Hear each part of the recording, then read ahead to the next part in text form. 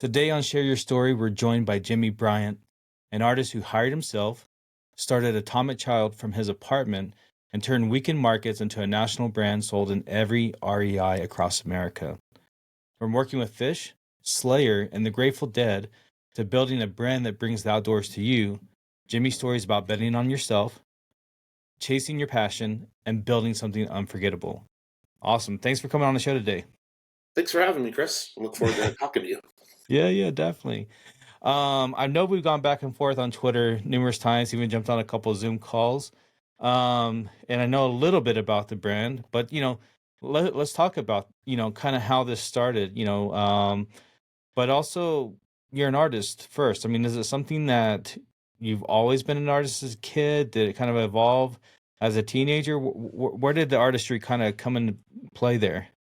So I think with that side of it, it's kind of the standard I've been drawing since I was a little kid. Mm-hmm. It's just something I've always done. I remember winning like an award when I was a little kid, and like my Mm-hmm. drawing got to go around the state of Maine where I was born. Mm-hmm. And then I think the biggest thing at that age, because we all create and draw and do that, is Mm-hmm. that my parents encouraged it and didn't discourage it. So it's just something that I kept doing throughout my life. Whereas I think the only reason anybody stops is because somebody discourages it. Mm-hmm. Mm-hmm. And talk about like the love of the outdoors. Did that come later? Or is that something just organically through your childhood as well? I mean, luckily, I've always lived like my father was in the Air Force. I was Mm-hmm. born in Limestone, Maine, which is in the very top of Maine, right by Canada. So you're out in the middle of nowhere. And then we got transferred to South Dakota, which is the middle of nowhere. Mm-hmm. And luckily, we lived a few years on the Air Force Base, but once my dad retired, they bought a farm and we lived out in the country. And then for college, I moved to Colorado. So I've just always been, the outdoors has been my whole life. So Yeah. Yeah. I guess it's just organically how I was raised, luckily. Yeah. So, uh, fast forward, you moved to Colorado. Which college did you attend? It's called Rocky Mountain College of Art and Design. Back then, in the year 2000, it was a little tiny two-building college just in the middle of a part of southeast Denver.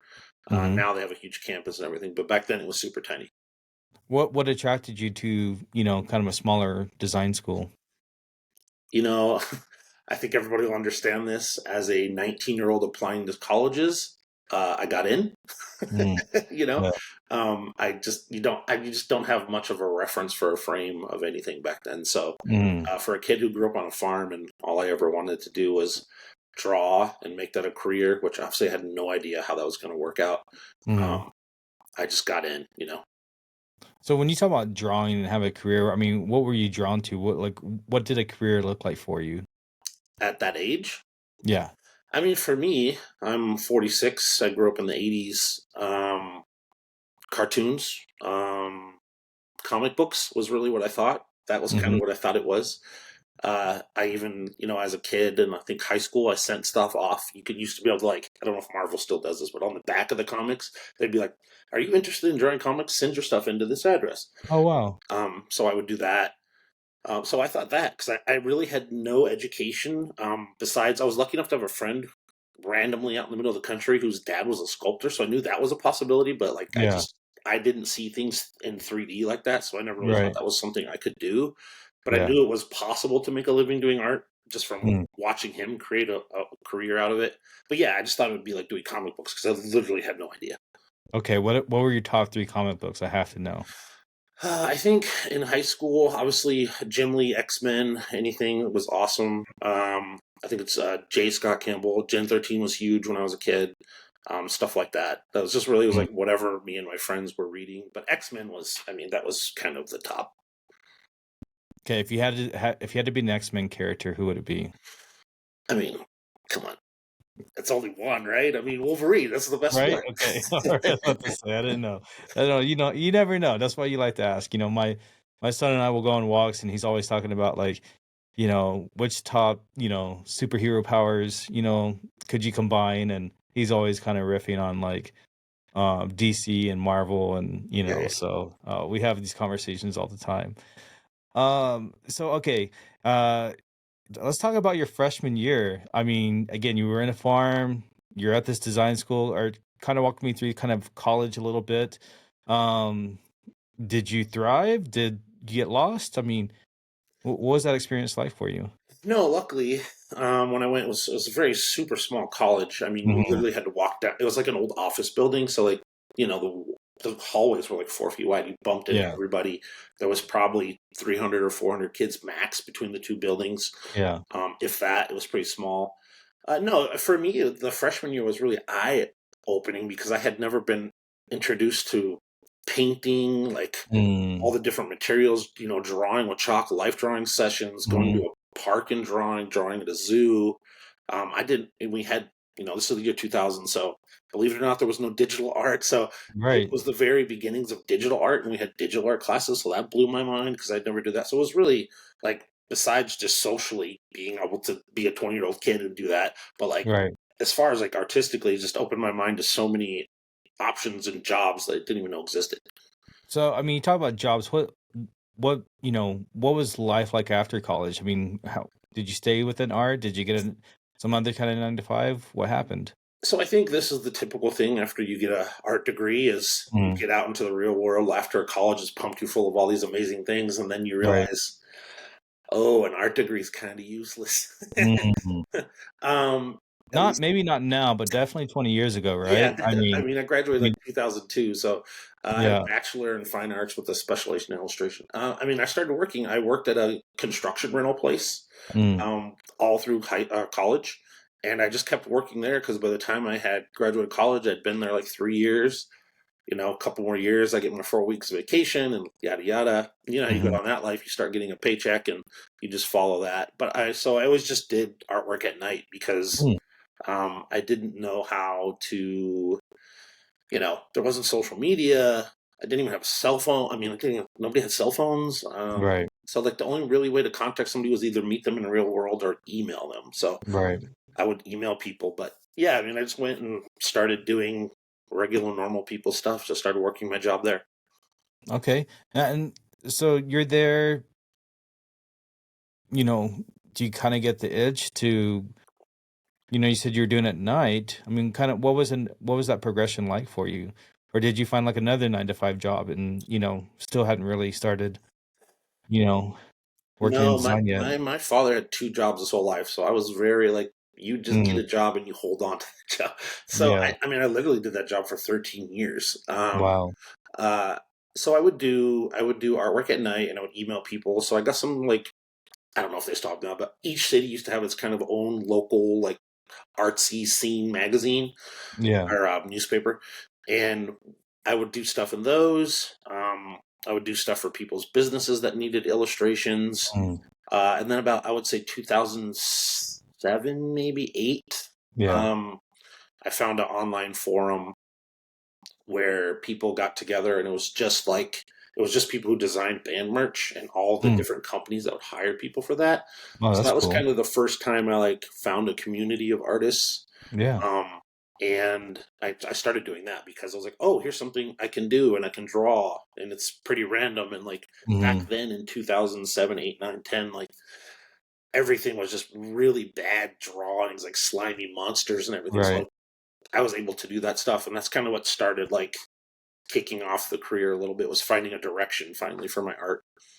What was that first validation for you? Was it a certain band? I mean, um, you I talked think about your style maybe being a little bit more refined than what was out there, like I think the first kind of I mean, I think the first time you get something approved by a band, whether you like them or not, that's kind of the first validation that somebody will pay you for your artwork. right. I think as far as like something I got even more excited about was, I think back then it was called All American Rejects were pretty big, I think, at that time. Yeah, yeah, yeah. They were from Oklahoma City, yeah. Yeah, and I got one of my designs got approved. They sold the Hot Topic, and so like back then, Hot Hmm, Topic was huge. Like if you had to design a Hot Topic, like you were like, yeah. oh, that's amazing, because that's where Yeah, everybody yeah. goes to get their band shirts. So Right. that was pretty validating. Now the way they paid, not validating, but that was pretty validating as far as like, oh, people actually like my artwork. Mm, that's cool. And so you kinda got sounds like you kinda got into band merch. Did you kinda just stay in that lane, or did you still try different other projects? No, I just put my head down into that. If I would get random jobs here and there that I would take because I needed money, but I did that for a Mm-hmm. decade. About probably from 26 to about 36. I did band merch design after work. Mm-hmm. Luckily, in that time, probably about when I turned 33, I had Mm-hmm. finally stopped working at the rental place and Mm. started working for a company that made products for people, hats, Oh, cool. t-shirts, and all that stuff. We were middlemen, back then when Right. middlemaning was a thing because nobody had access to all the resources. Right. So that's kind of what kicked off the next part of leg of my journey was like, oh, now I have this information about Mm. putting your art on products and selling it. Right. So were you designing for that company as well? I did. So Cool. it was a heavily t-shirt design company for Yeah. churches. Okay. So a lot of if you've ever been to church and seen church Yeah. booths, like a lot of those church shirts, everybody's seen the church shirts. Yep. So we were just kind of taking an approach where we would do like just higher end, better designed those types Yeah. of deals. Yeah. So we did a lot of that. I mean, we do breweries and stuff, but really like we were doing some pretty big mega churches at the time. So Yeah. that's the kind of stuff we were doing. Okay. So that light bulb went off. You're like, okay, cool. Like I know how this sort of works. What was the inspiration, to start Atomic Child, and was it Atomic Child? What was the early roots of, you know, I'm assuming that was kind of the next step here. So really, Atomic Child started as far as the name a long Mhm. time ago because my name's James Bryant, Jimmy Bryant. Pretty generic, Mhm. Doesn't Mhm. stand out when you Google that. It's like a guitarist or something from the 50s. Yeah. Yeah. Um, and I think now people are more like use your own name, but like in the early to mid 2000s when you were an artist, everybody was like, you got to have a name, like you got to come up with some moniker, you couldn't just. So really, I just came up with that, and I started using that real early on, like 2005 maybe. Okay, wow. And it's really just derived from Keith Haring, pop artist. I really loved Yes. that guy's artwork, and Mhm. he just had a drawing called "The Radiant Baby," and Mhm. I just made up Atomic Child from that, and I never thought 20 plus years later I'd still be using Yeah. that name. Yeah, yeah, yeah. Okay, so I mean, what was the first piece of Atomic Child, merch that you did? What um was there a character, an idea, design? Was it called Atomic Child? Or Yep, was it something that you just kind of okay? yeah, it's always been Atomic Child. Um, I used to design under that, and then I just used it as my name brand. Yeah, Um, so the first thing I would do, I think, was like maybe 2012, 13, 14 was when the enamel pen boom kind of blew up. The yeah, initial boom, and like it was, people were just after enamel pens. yeah, I didn't really have anything to do with the outdoors either. I was just drawing yeah, whatever random stuff I thought was funny. right. Oh, I wish I had it, but it's just a little pin that has a little heart with a banner on it, and it said instead of mom, it says your mom, and like Mm, that's how it started. Like back right, when Instagram used to be real easy, you would post a photo and people, right. thousands of people would see it. Um, so that's what I did. I just did that, and random people bought it that I didn't know, and I was just like, "Oh, wait a second. Yeah, And then once you get rewarded with something, you just kind of laser focus on that. right, right. So talk to me about that as far as like enamel pen. How did the outdoor sort of how did you kind of lean into that kind of motif? So I lived in California for a little bit. I obviously live in Colorado. Colorado's, probably most people have been here at this point, but if you haven't, Mhm. it's 100% outdoor focused. That's what this whole state is about. Right. So really, I was in California. I think the first thing maybe I made that was nature based is I took the Highway 1 sign and then just did Yeah. like some line work inside of it that was like ocean and stuff. And I put that on Yeah. a hat. And then obviously I would just go out hiking and everything. And I just kind of started taking over my style. I had seen obviously other brands in Colorado doing like nature brands. And I was just like, Mm. I could probably do this better, you know? Yeah. Yeah, yeah, yeah. So that just kind of took that and started doing more projects based around that. And actually, I have that patch right here. So yeah, I just made this little guy, this little Highway 1. Oh, nice. That's beautiful. So, and then I just started going with that because I went and did a market, and once again, people were like, "Oh, we really love that type of thing." So I'm like, "Okay, well, I'm going to do that type of thing." Wow. Yeah. You have a very distinct style that obviously when you see it, you're like, this is, Atomic Child. Very iconic, and also very replicated now at this point. Uh, Yeah. let's just talk about. I know it just dovetails a little bit, but let's talk about that. I mean, it's become such an icon. You're carried in stores across. I mean, when did you kind of start to see your style replicated? A little bit more. I think I kind of have two different styles. I have that kind of bold line style, and I wouldn't Hmm. really say that I came up with that. It's kind of a style from the 70s that's been Hmm. made popular. That's just real easy to do digitally. Yeah. Um, so that one's, while I do it my own way, and I've always done that my own way, Hmm. much like most art, it's derived from something else, and you kind of Right. put your own stamp on it. But Right. yeah, I mean, I think when I first started, I used to get really mad about that. Yeah. But then you're like, at some point, you just have to be like, it's impossible nowadays. It's impossible to stop. Right. It's impossible to curtail. Like, I don't know if you want me to say this on here, but like Walmart has some stuff that's Yeah. 100% copied from me, but it's like Right. Walmart, and I'm like, Mm. what am I supposed to do about that? I Right. literally Yeah. talked to my lawyer, and they're like, yeah, good luck. It's Walmart. Yeah. Their legal team would just. Yeah, they Yeah. could just one thing, and so at this point, it's I think it's just for me. Luckily, it's maybe not first to market, but I'm one of the smaller, bigger brands in my Right. genre. So even if people do copy, I'm just like, how many people are ever gonna even get to Right. the level that I'm at? So at this point, it's just outwork them, keep producing more, and they'll never catch up. That's just kind of Yeah. where I've landed with all that. Yeah. Yeah. Yeah. Very prolific. So going back to, you just said earlier that you were at markets. Let's talk about markets for a minute. Was that kind of your first, product market fit? Like, were you selling online? You said market. I mean, where did you start to kind of sell your products?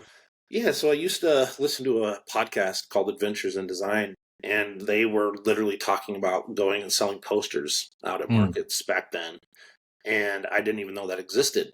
Mm-hmm. And I think a lot of creative people, especially designers, you try to focus your artwork so that Mm-hmm. your peers will love your artwork. Mm-hmm. And I and that group is very small compared to the Right. rest of the group. And I spent many years thinking nobody likes my work, nobody wants to buy anything because I was only going after other designers. Mm-hmm. So when I went out and did a market, it was a craft fair, Yeah. handmade goods, lots of like people selling different stuff. It's very different now. I was kind of one of the first people back then to take commercialized products and put my artwork on it and like Yeah. start Yeah. doing that at markets. Yeah. It's kind of looked down on a little bit. um, but so I did that, and I think in the first 2 days or the first day or whatever, I think I did $500 or $800. And Mm-hmm. that's in 2013, Right. and that was like half a paycheck, almost a paycheck back then. Yeah. Yeah. And so that's what really opened my eyes because I was like, oh, wait a second. Normal people who don't live in this universe want to buy my product. Mm-hmm. And that just proved it to me. And I was like, I'm just going to do this every weekend now. Mm-hmm. Yeah, that's awesome. You know, do you do you find that like a certain product sells better at the market? And I mean, you said you kind of started with pins. I mean, what were you kind of selling at this point? When I started, I had maybe a few stickers, but I'd never really thought that like that would be the huge thing. Mm-hmm. I just had hats, patches, stickers, pins, and maybe Mm-hmm. some art, a couple art prints, and that was it. Yeah. Yeah. Because you really like you start doing those events, and people start saying, "Why don't you have this? Why don't you have this?" And like Right. once you've done 10 and you've heard the same two or three things, you're kind of like, Right. I should probably do that. Yeah. Yeah. Yeah. So, talk about like, taking your business from the marketplace to online, and, where did you start, like, e-commerce wise? I mean, what platform did you choose? And I mean, I started. Yeah, I think my original thing was on Squarespace because that was huge when it first started. yeah. And I was just selling on Instagram. Like I would post something, people would Mm, buy it. I would go home. I just had letters. Like I would, yeah. because it was all just flat, so, maybe a hat. I would Yeah. handwrite everything like when we all do when we first start, Yeah. licking the Yeah. stamps until I was like, why don't I get self adhesive stamps? This is terrible. Right. And just taking to the mailbox and shipping. So Instagram was my first like sales channel where I like hit that and post stuff and Hmm. people would buy it. But yeah, it was Squarespace was my original. Or no, wait, I mean, it was Big Cartel. I think that was what was huge back then. Okay. Okay. But yeah, that's where I started. And where are you at today? The one and only, you know it, Shopify. Nice, nice. And I mean, through that journey, with being on Shopify today and also with markets, are you only doing online now? Are you still doing markets? Like, Oh, what does that distribution look like for you I today? think much like you, my whole thing, and I try to tell everybody who runs a Yeah. business, especially with like apparel or any kind of Right. physical thing, is try to have 5 ways money's coming in. Mm. So I do online, do markets, I have my retail at the airport, Mm-hmm. wholesale. So I'm just Hmm. like I try to find as many different possibilities, and I also do freelance still on the side occasionally. So I try to have as many different avenues because, as we all know, sometimes this one will be the big one, sometimes it'll be two, Right. sometimes it'll be five, sometimes it'll be none. So it's just Yeah. Yeah. try to keep those all in the air. I mean, you just mentioned a lot of different touch points. I mean, how big is your team right now that you're kind of running with?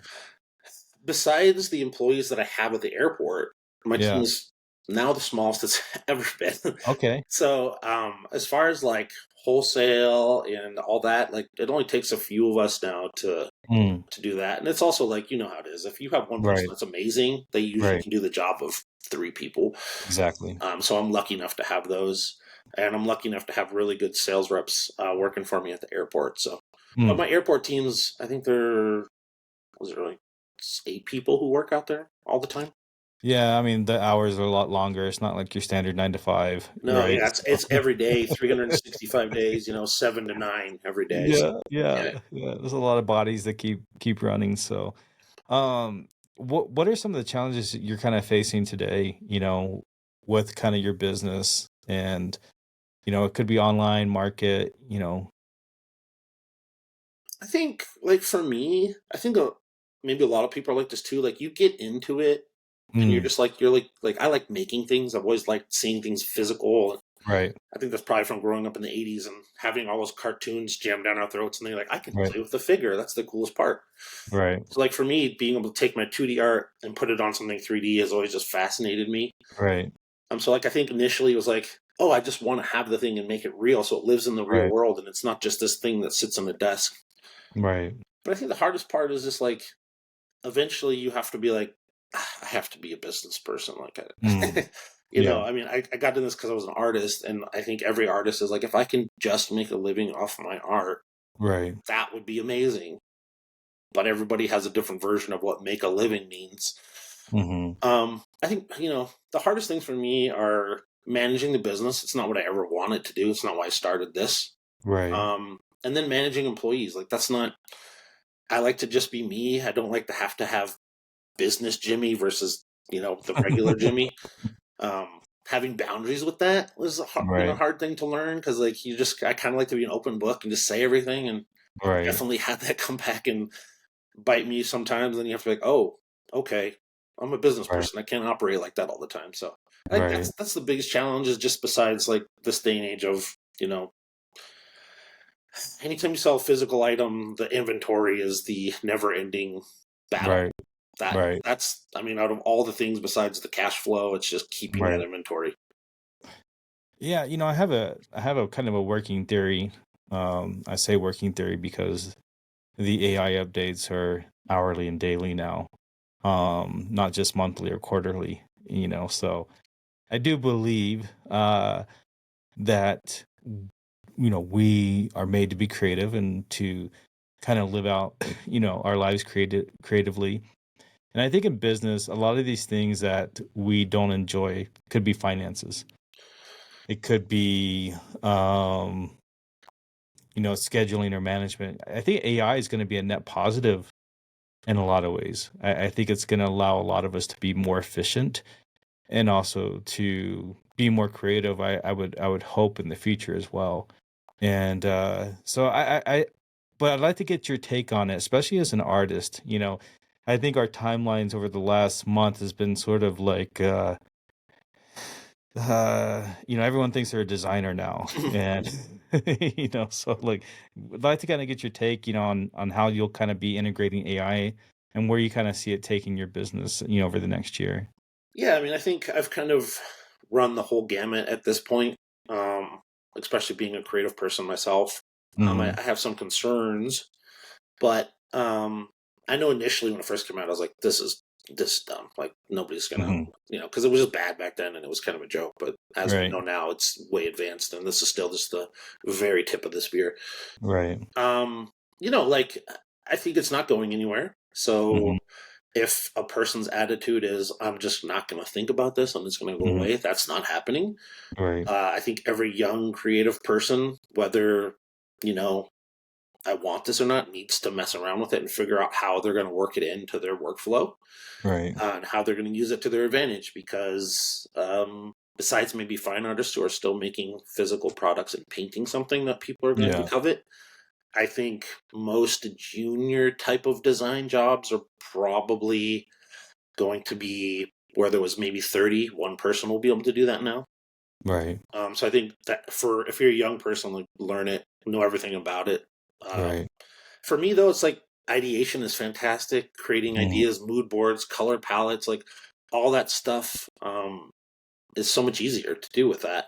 Hmm. Especially when I have this massive body of work that's online, I can just be like, search everything Atomic Child from the end of time and tell me what my most used colors are. What are my Hmm. best selling products? What stuff like that. I think Hmm. as far as like for brand owners and business, it's just like I said, it's just the beginning, and there's going to be so many uses. I do wish that the Hmm. first thing that they would have done with AI was say, "Here's an AI that does your taxes and your finances." Is like, why is that not the first thing? Like that is, it's I feel like ones and that's zeros. coming. Like, I feel like that's coming. yeah, I mean, I feel like Shopify is probably so I've been using Shopify. This is not an ad for Shopify by any means, but I've been using Shopify Bank. It's called Shopify Balance, Oregon Mountain Outfitters. mhm. And it's really interesting. Like I log in my Shopify and I have everything there, even my banking information. And so like it'll auto save taxes for me. Oh, It does same day payouts now instead of next day payouts. Interesting. I don't have my other brands on it. Like Fresh Chili that's doing like multi, but like, Oregon Mountain's kind of this like nice little case study for me to be like to see where it kind of goes. sure. And I see what they're doing and I think it's gonna happen. But yes, if they can file, pay, do all the things. But I do think it's coming, which I'm pretty Yeah, excited I about. mean that's going to remove so many barriers to like why businesses fail too. Right. Right. Um, but yeah, it's here. It's coming. I mean, I think the only thing that concerns me about AI Hmm. is Hmm. that, and I kind of put this in a post not too long ago, but like Hmm. everything in human existence that's ever been created, as far as we Right. know, Right. was created by humans. And Right. that's everything we love, care for, strive for, makes us Hmm. excited, sad. All that is created by humans. And that's what moves Hmm. us forward, right? Hmm. Hmm.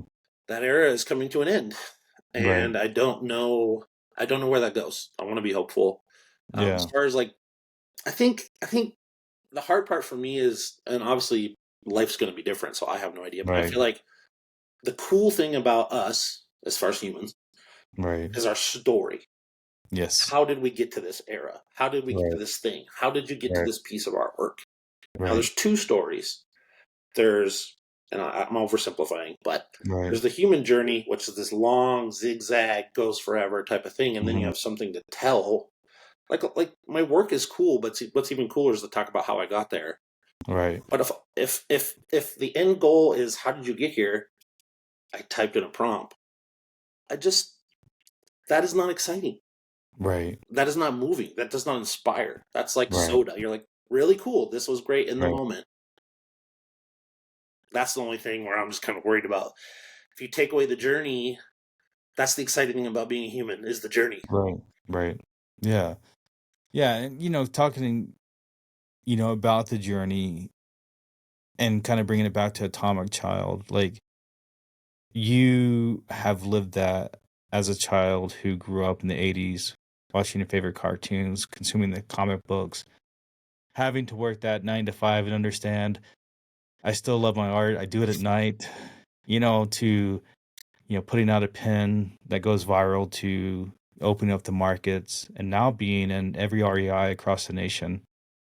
Congratulations on that. I mean, again, I'm sure it makes it feel a little bit more worthwhile than just a prompt and then instant gratification of that prompt. Yeah. Yeah, I mean, I just that's the only thing I'm worried about is like obviously there's Mhm. all kinds of menial tasks that it'll take away. But Right. that is the key to the human experience of the journey. And it's like if Mhm. we wouldn't be doing this interview, both of us were like, well, I Right. typed it in and everything happened for me. Yeah. That's the only thing that like bugs me. I'm like, Yeah. that's not fun. Right. So let's talk about that next step. You're a national brand. You're you're able to live, doing what you love, your passion. You see AI here, and you don't even have to address it necessarily, but you recognize, where it's at today. Where do you see Atomic Child in the next 5 to 10 years? That's always a tough question for me because I feel like I live in two different worlds as far as Mm, my brand, maybe three. mm, Uh, it's a brand. It's a nature brand. mhm. It's an outdoor brand, Right, but it's not a typical outdoor brand because most outdoor brands are like they all have the same things, and they either by the material or by right, the colors they differentiate themselves.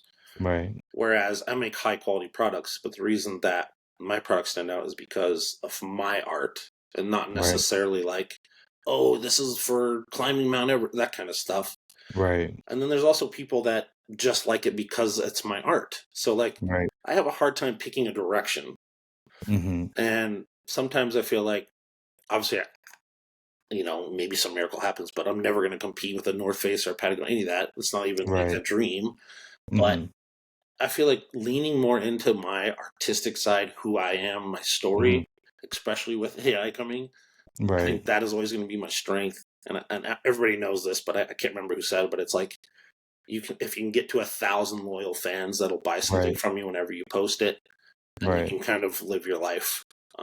So I don't know. I want to expand. I want to do my own retail stores because I have found just through being at the airport Mhm. and other instances doing markets that when I show my brand as me and it's all Right. together, it's like, whoa, what is this thing? Yeah. Whereas when it's by itself, sitting in a Mhm. store, one or two pieces mixed in with everything else, still cool, Right. but Right. completely loses what it is. It's no longer special. Loses the story. Yeah. So it's like, do I lean even harder? Because like I've been thinking about like even 'cause I haven't drawn for real besides digital in like Mhm. over a decade. I haven't picked up a pencil and drawn anything in a decade. Right. It's all digital. Right. So like I've been thinking even more of like, do I start doing hand painted paintings? Like Right. I think more and more you can give something a real physical product that they know a human was involved in. Right. Not only can you usually charge more for that because it holds more value, but even with AI, it's going to bring you. I think that kind of stuff's going to bring even more value. Right. Because like with you, just think about Mhm. some company's going to have a green chili stuff that's made by a robot, no humans. There's no Right. story, but then they come to Right. you and you're like, oh, it's already Yeah. worth more. Right. Exactly. Yeah. I believe that human equals luxury. I do believe that's going to be the story. Oh yeah, it's going to be way more than it is now for sure. Yeah. I do believe going back to graduating with an art degree. I think we're going into this golden age of art and storytelling. I think number one, I think salespeople will be paid very, very well.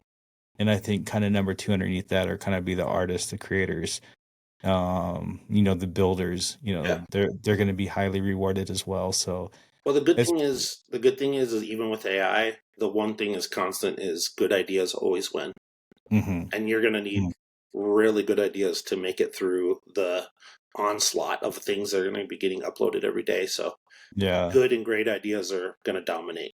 Yeah, yeah. No, well, that's awesome.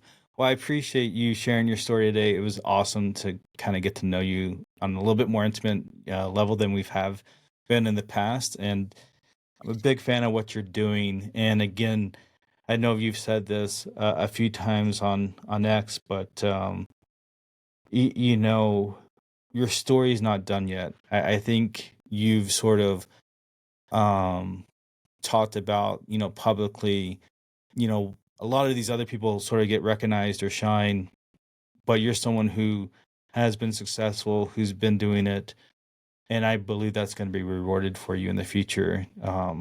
And because I don't believe the story's done, I believe that you have so much inside you to really show the world, and I think Atomic Child is you've that proof of concept has been there. But like you said, and I could just sense it in your voice as you were talking, there's still other chapters for you to write, from an artistic standpoint. I'm excited to see that come to fruit with you. Yeah, I mean, I think. Thank you for that. I think that's the most interesting thing about doing a creative career is if you would ask me 5 years ago if I was doing what I'm doing now, would I have any idea? No. So Yeah. I think, yeah, I mean, that's the most amazing part. Like, I would have never, if you had told me 5, 6 years ago, I sold millions of stickers, Right. millions. Come Right. on, that's stupid. So Yeah. yeah, you just don't know. That's the fun part of Yeah. it. Yeah. No, that's awesome. Well, thank you so much. And I've been I started the one of the last podcasts, one of the things I just kind of ended with. And I don't know if this is going to be a thing or not, but you got to tell me the number one thing that you like about X and the number one thing that you hate about X. Current version. Yeah, yeah, yeah, sure. uh, I mean, I still think if you can find your community on there, that's Hmm. amazing because you can get those Yeah, people direct yeah, and talk to those people pretty directly. yeah, As far as the worst part, like I think, not to get political, but I think yeah, what they thought it was terrible for before because it amplified one side's right, pain and that's all you saw. That's yeah, exactly what it is now. It's just the other way. So they didn't solve the problem; they just flipped it on its head. So yeah, but yeah. finding your community is great, but man, there's a lot of junk on there now. No, it's crazy. It's crazy. So like I tell people like I just try to jab. I just try to like 1, 2, 3 punch, get some things in there, and I try to get out of dodge before it's too late. Yeah, Like yeah. I don't As want to long get as you're not stuck into taking it the vortex. seriously, then it's fine. Yeah, yeah, yeah. No. So well, awesome, awesome. Well, thank you so much for coming on. And where can people find you? Just type Atomic Child into your favorite language learning model or Google for how much longer they have till they're gone. Yeah. So yeah, Atomic Child. It'll come right up. Go to my store. I'm almost on every social media under that name. All right. Well, thanks for sharing your story. Thanks, man. Appreciate it.